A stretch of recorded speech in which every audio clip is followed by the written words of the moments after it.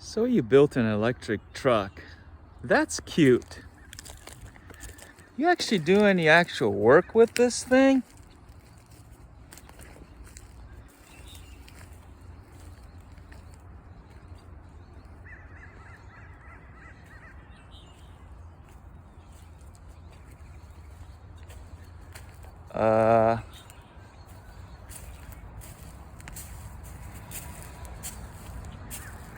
Yup.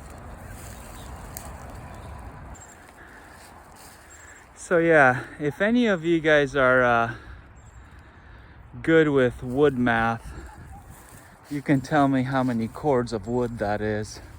This is a standard short box, 6-foot bed.